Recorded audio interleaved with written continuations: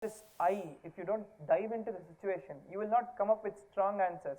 Your answers would be bland, your answers will not have much impact, and it will definitely reflect on your actions also. That's what is something which the evaluators will gather. Okay, fine, simple. So I will jump into the next case study. Oh, yes.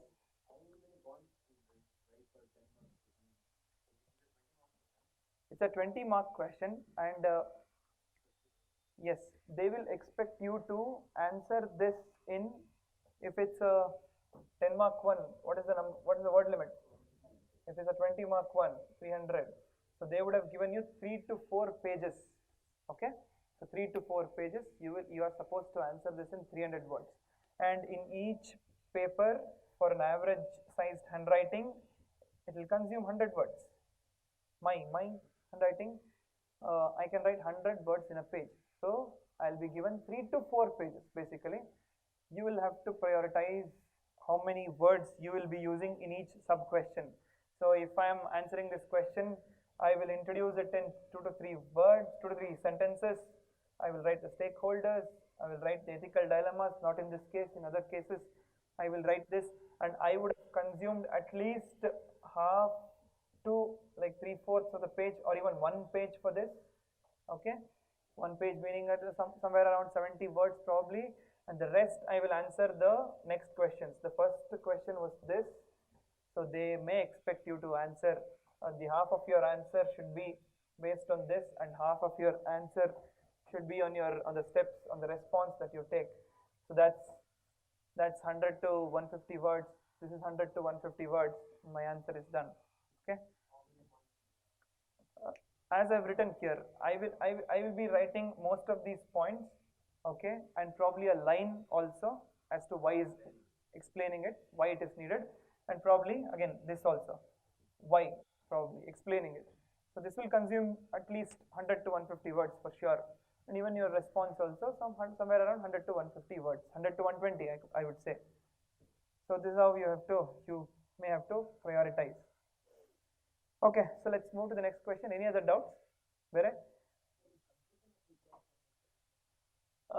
As you're writing your long-term solutions, long-term solutions are themselves, you're talking something positive, something, you're having an optimistic mindset. That is why you're thinking of change, and this is the way ahead. This itself becomes a conclusion. Not in this case, maybe in other cases. You will have to decide by yourself. Okay, anything else? Introduction, ಹೇಳಿದಲ್ಲ. I will, in 2 to 3 sentences, I will talk about this. Sentences, some 2 to 3 sentences. Probably, let's say, in this case, I am the SP who is married to a wife, to a woman who belongs to a minority community in my district. Full stop. There are reports saying that there is difference in treatment of the minority section from the government sector, from the police department. Full stop.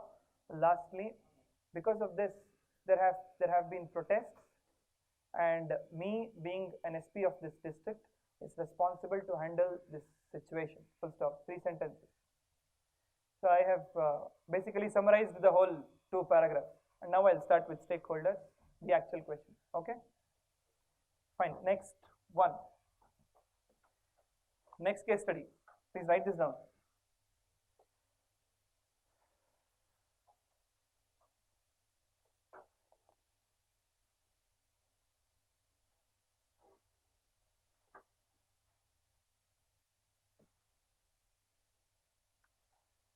So you are posted as medical superintendent of a district level government hospital.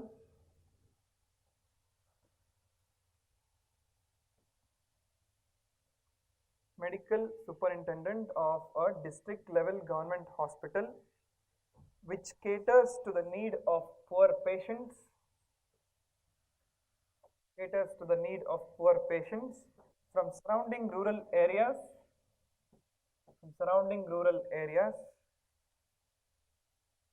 along with the local people from the town, full stop. As such, the hospital has very good infrastructure.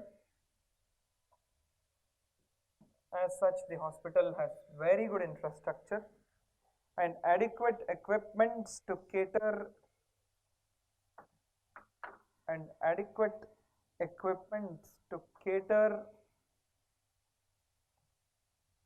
to the needs, full stop. It also receives, full stop, it also receives sufficient funds to meet the recurring expenditure,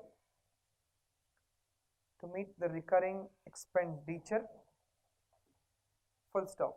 In spite of this,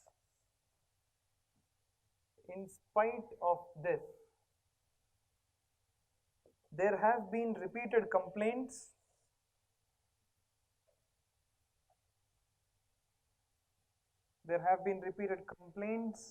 particularly from the patients, which include the following.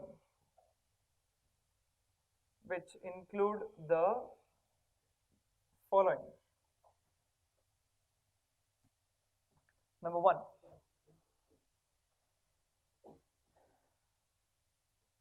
the hospital staff frequently demanding bribes from the patients.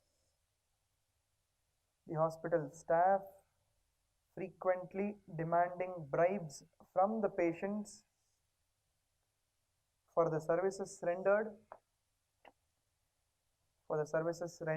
Number one. Yeah, this was number one. Number two, strong nexus between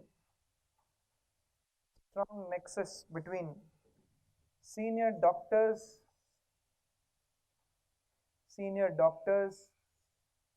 and owners of local private nursing homes,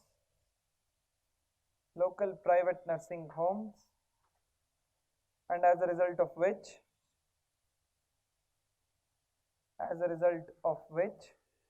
the patients are strongly misled.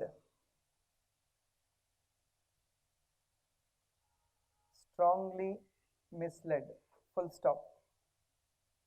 Next, third complaint.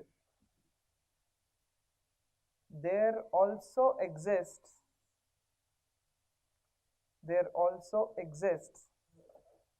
employees unions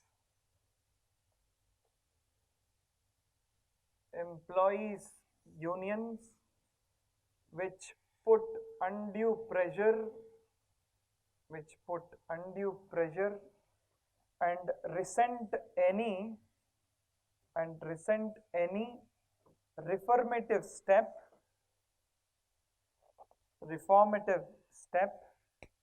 by the hospital administration.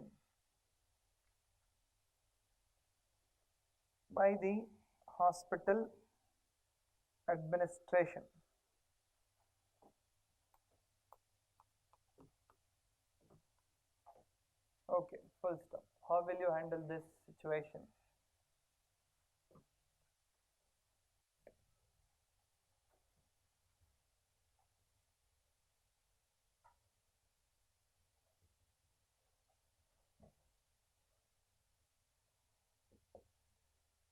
Okay, so this is a question. Then how will you summarize this?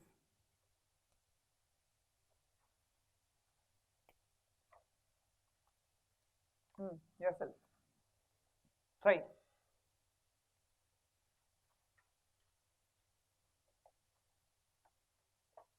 I have written the keywords that you will have to use in your summary. Just here. This is what we mark in our question. These are the words that I should not miss out in my summary.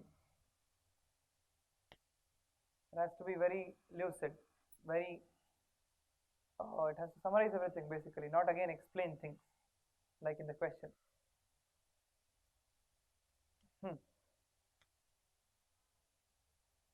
Here in this case, I, being the medical superintendent of a district hospital which is well equipped, has good infrastructure, and my hospital gets adequate funds, full stop, one sentence. Next, but there has been a lot of complaints from the people, from the patients, and any step that I take to reform the situation is actually being opposed by the employees union, full stop. And my choice of action would be as following, full stop. Done? Have I summarized? Done. So I just used the keyword, summarized it. Now I should be talking about the stakeholders involved here. Yarala? Stakeholders? Patients, number one. Okay. Huh? Myself, my own job, my own position as a medical superintendent. Fine, correct. Employees employed in my hospital. Perfect. Amele. Doctors, yes, there are a lot of doctors who are working. Employees and doctors combined. Huh? Hospital administration, how is it? Who is the stakeholder here? Staff, I already mentioned. Staff, employees include staff, doctors. Exactly. Owners of local private hospitals, number 5. And anything else? Overall, it's the general public. That's okay. Fine. And anything else? Stakeholders, specifically, if you want to bring up a stakeholder. This is a government hospital, and in the first sentence, yes, and in the first sentence, they have said something. My hospital caters to the needs of rural population who actually come all the way to my hospital, and if I am pushing them away to private hospitals, they'll be pretty much burdened. So it's the poor rural population as well as the poor locals who stay in my vicinity. Okay, patients is a general term. Fine. Okay, so this is a stakeholders. This is about it. Ethical issues. What are the ethical issues involved here?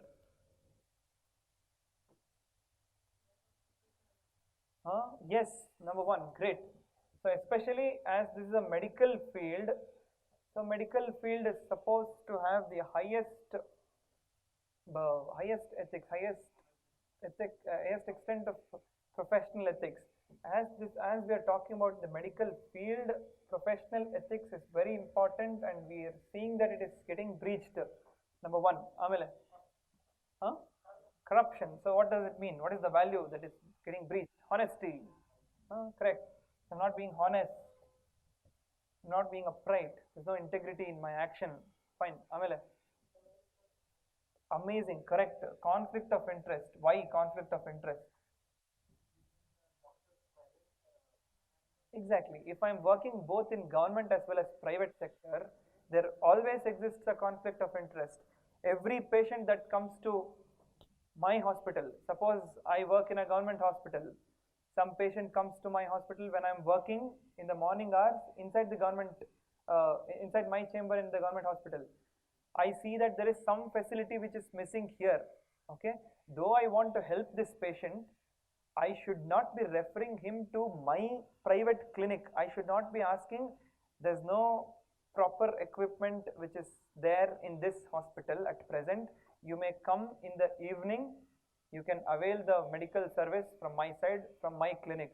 Though I have very good, I am showing care and courtesy to this patient in particular, but I can't do this. Okay, so that's the conflict of interest. Though you have very good intentions, there will be conflicts. Fine, correct, Amele. So being impartial, anything else? Compassion. Okay. Next up. Lastly, there is this employees union. They are resenting. They can protest tomorrow if any stringent action is taken. So what do you need in such a case? Yes, yes, courage of conviction is needed, and more than this, you need emotional intelligence, basically. Okay, this is needed. And anything else? And again, to tackle these people, you need integrity. No matter what, uh, no matter how many, to what extent the employees union may pressurize me to act in their favor, I won't. So this is integrity. That's also needed. So these are the values, issues that are involved in here. Okay, fine. So what would you do is the question. What would you do? How would you handle this situation being an MS, medical superintendent? Okay, immediate steps that you have to take, can take. Notice board as to Sevottam model kind. Okay, huh? Yes. So you can put in a display board saying the yes, citizen starter will actually explain the facilities available in your hospital, the rates and everything else. So display it. So show transparency. Just to start showing transparency, immediate action, and what else? Perfect. Inquiry and punishment. More than this, even earlier to this.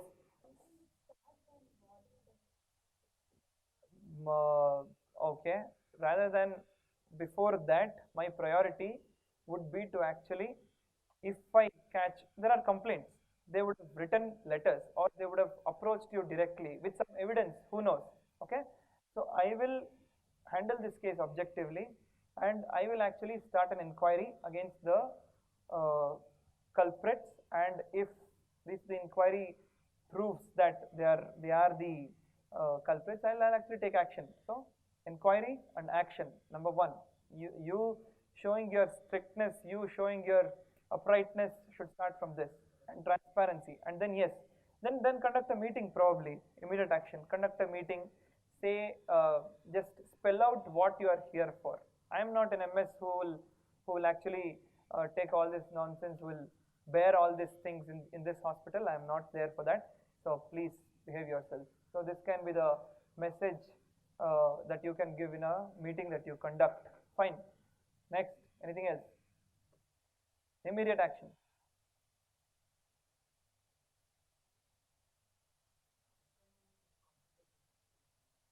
Yes, again, correct. So, addressing the conflict of interest between the doctors who are working there and private hospitals. How would you do that? Hmm? Immediate effect, immediate action.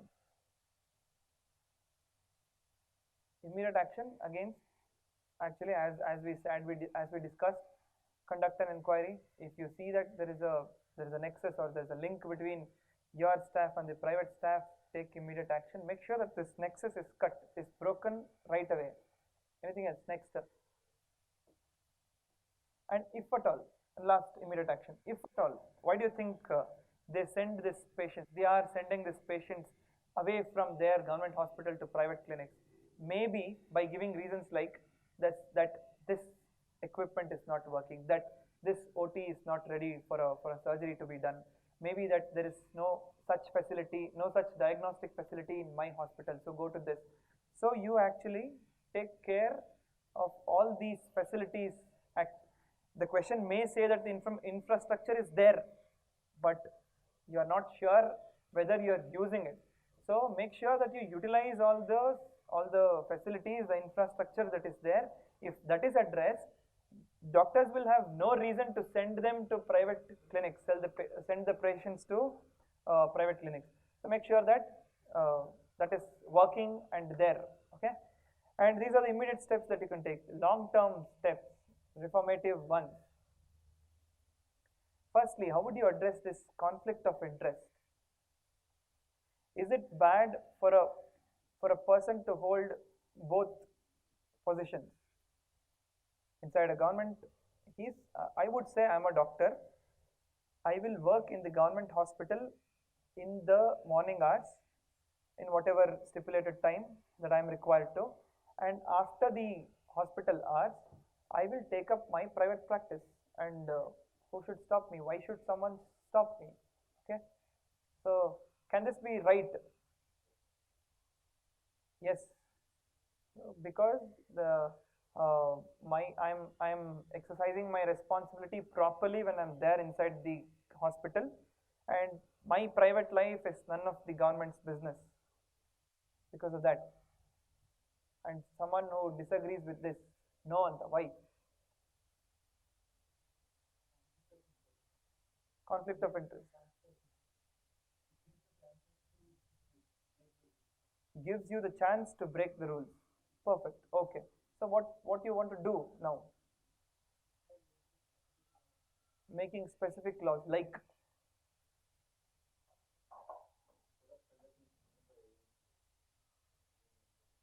uh, code of conduct.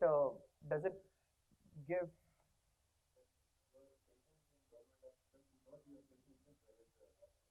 private hospitals also?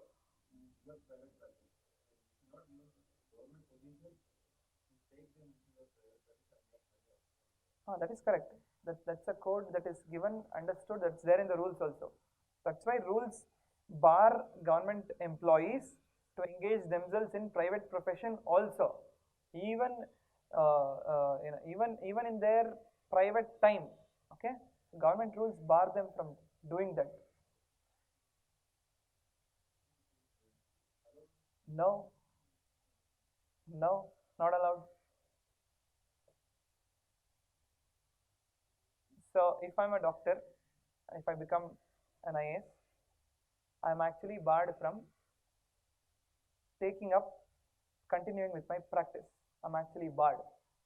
And if I want to really continue, I will have to write to the government, take their permission. I will have to write an undertaking saying whatever that I will be doing will be on honorary and humanitarian grounds, and I will take no profit from my private practice or anything that I do outside the office.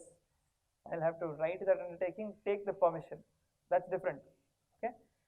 So in this case, so government has come up with certain solutions. It wants to come up with certain solutions. It has come up with something like non-practicing allowance.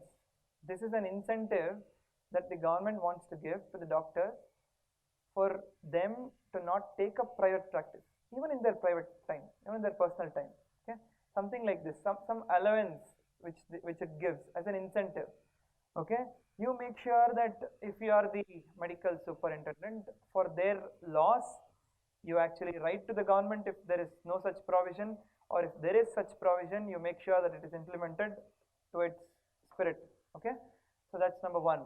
Long term, some long term, something with respect to behavioral change in your own hospital environment. Okay, so it's not just the doctors who may be taking bribes and everything in your hospital.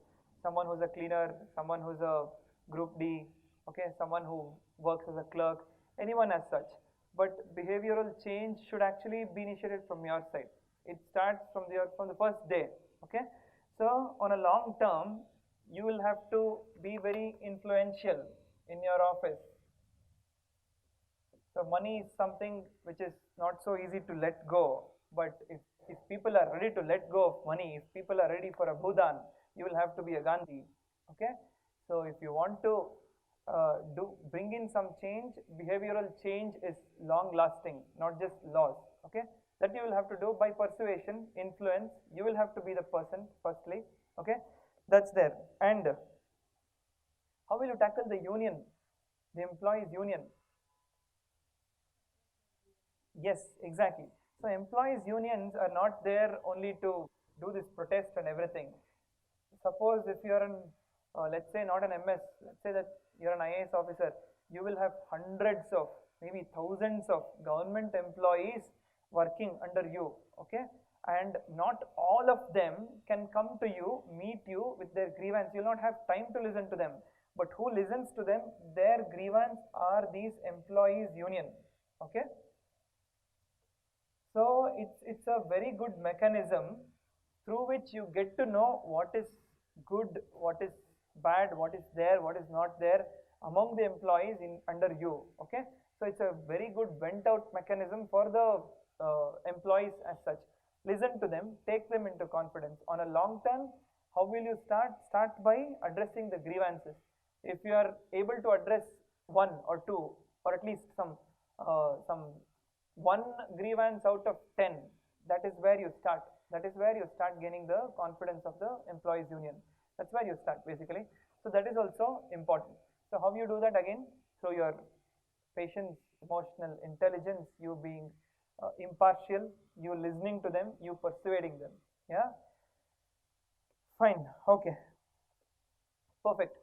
So I still have 10 minutes to go, and I will discuss another GS type of question, part A question. Any doubts in this question? Okay, so are you convinced with this answer? Is this okay to come up with such an answer in this case? Okay, so part A. Huh?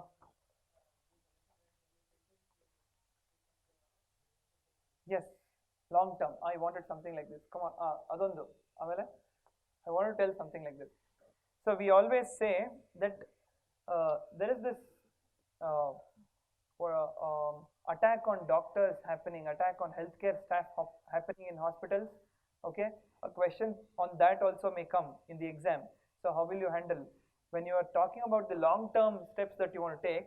Something like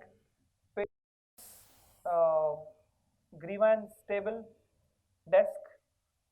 Is there a desk like this in any hospital that you are a caretaker of a patient? You have some complaint to give against the doctor who's taking care of your kith or kin. So is there a desk? Have you found such a desk anywhere? You may find an information desk. Really, fees kattodu. Where should I go for this test? Where is the CMO's office? Not like that. A grievance desk, something like that in a hospital, so that patients will first vent out their, will have a mechanism to come up with a grievance. Okay, to tell what is their grievance. Whether it gets addressed or not is a next issue. But at least they have someone to ask for. And if they can have someone to ask for, they'll not go on directly hitting the doctor or a nurse. Okay, so you will have to have something like that, a patient's union or a patient's grievance desk or something in your hospital. Maybe please set that up. That also shows your concern, shows your how transparent you can be. Okay, fine. So I'll take up the next part A question.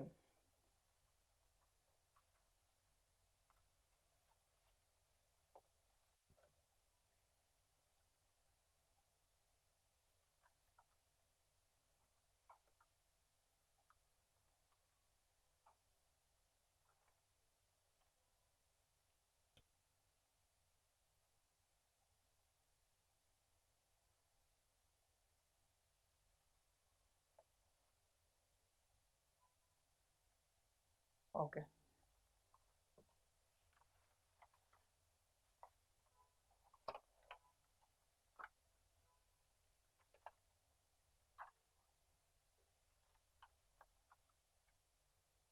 Hmm. Okay. So the question goes like this. Discuss the points of convergence. Please write down. Discuss the points of convergence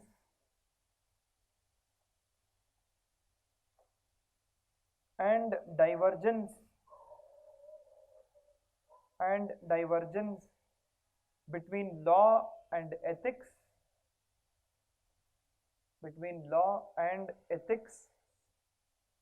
with suitable examples.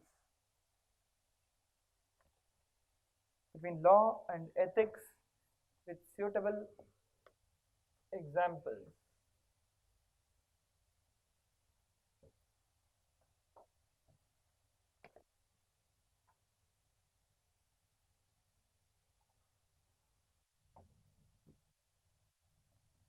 Discuss the points of convergence and divergence.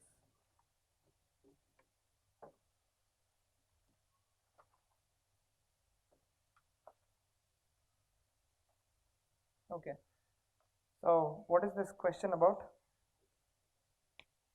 Differences and similarities between, is it so?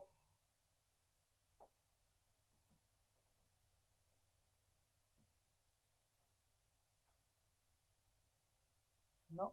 Okay, is it so? What is it about? In that case, they would have asked you, how do you differentiate between law and ethics with suitable examples? Uh,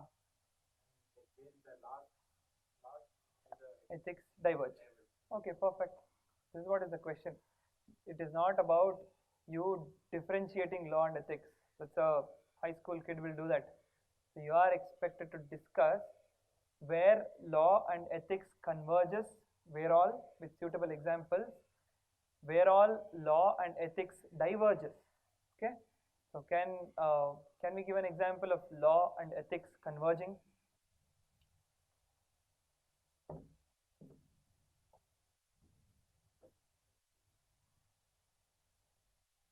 Law and ethics converging. Every law, in fact, every law. See, I'll tell you something.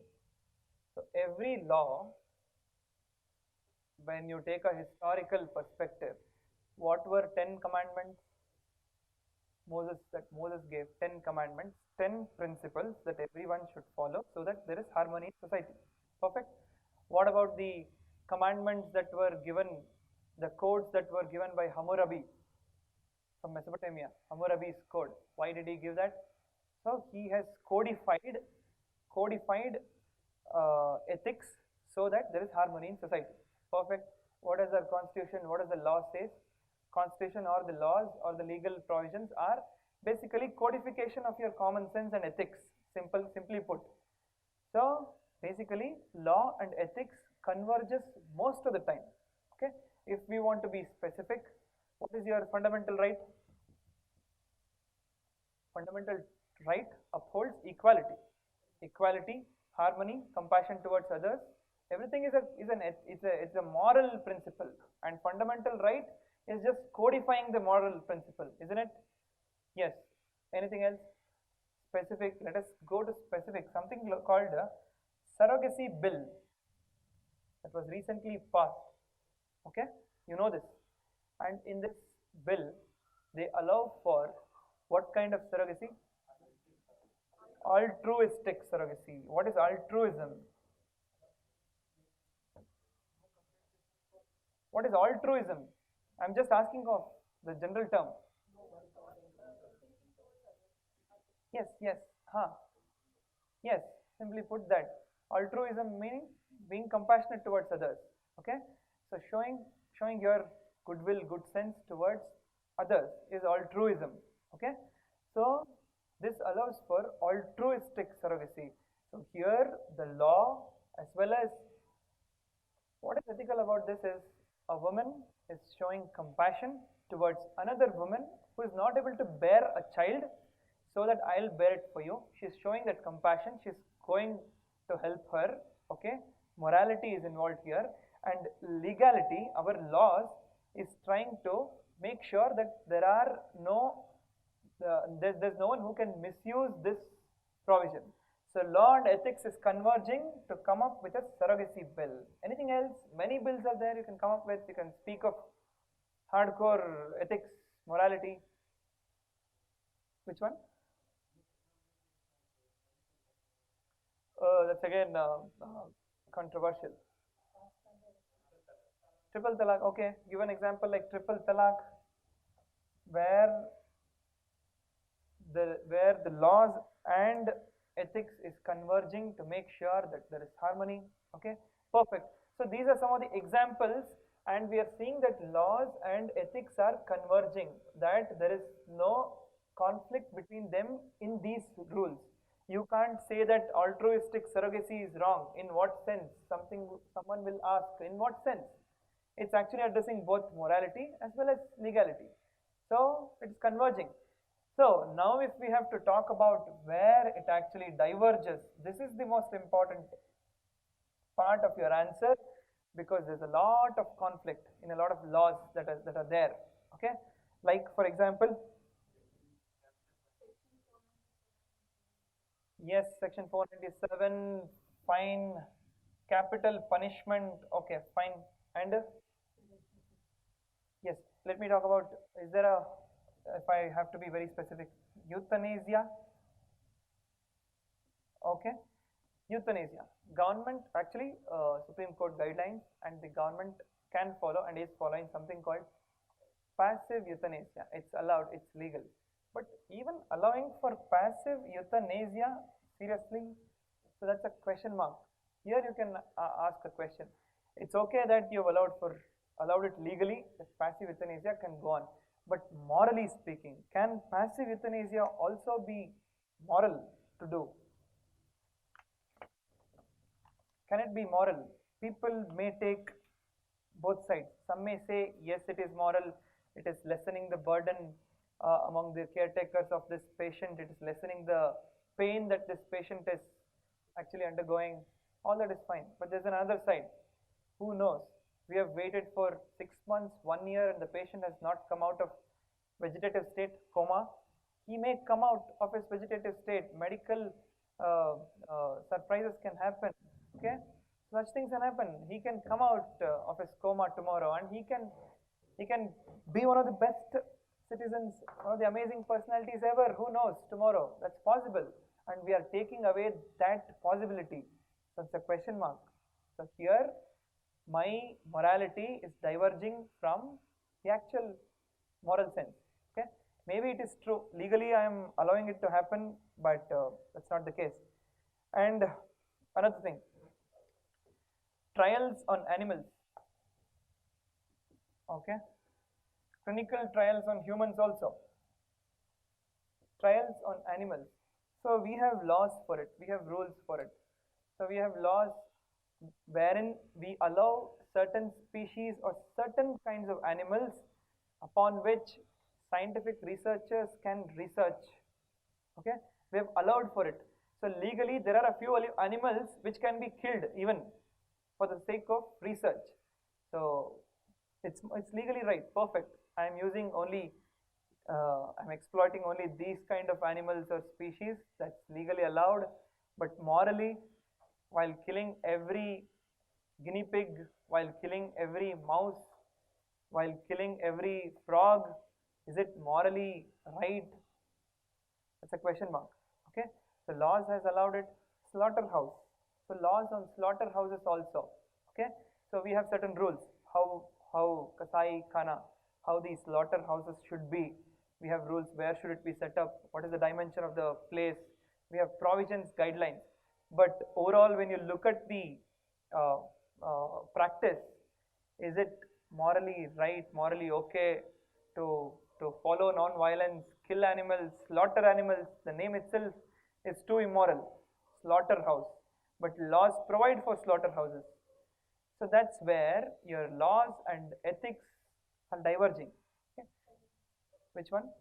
Culling of animals. Just because they are preying on your agricultural produce, we allow for culling of animals, that to a decent extent vulnerable, like nilgai.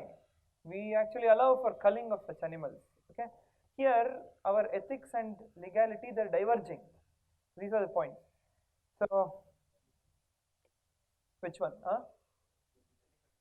Jallikattu. Okay, fine. But there are certain actions which can be moral, but it's not legally right. Like,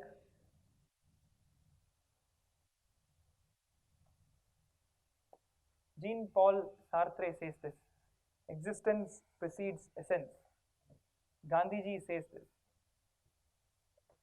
uh, God will appear in the form of a bread or in the form of food for the one who is the most hungry. For the one who is most hungry, can he think of ethics? Can't he? Won't he steal something to just make sure that he fulfills his hunger? But does our laws allow for stealing, for stealth, such anything like that? No. We have stories like Robin Hood, who actually does moral things. But is it allowed legally? Pulan Devi, probably she may claim that I did all the moral things, I helped the poor people out. But is it allowed legally? No. There are certain actions wherein you are legally wrong, but can be in your own sense morally right also. There is divergence existing here also. Okay, so this is what was the question. This was what was my point. When you are explaining an answer, explain it in a very mature manner. Okay, this question was not about just differentiating law and ethics. You are actually taking a stand. You are actually digging in deeper. You are actually seeing where both of them are converging, where they are diverging with concrete examples. Okay, I want you guys to do it in the exam also. And any doubts in this? In this present question that we dealt with? No? Done. And thank you very much. I hope these 2 hours was useful enough for you people. You have which one? How to conclude? You will have to take a positivistic stand. Like how? How will you do it? Would you go for a breach of morality to uphold laws? Would you go for, or would you go for a breach of laws to uphold morality?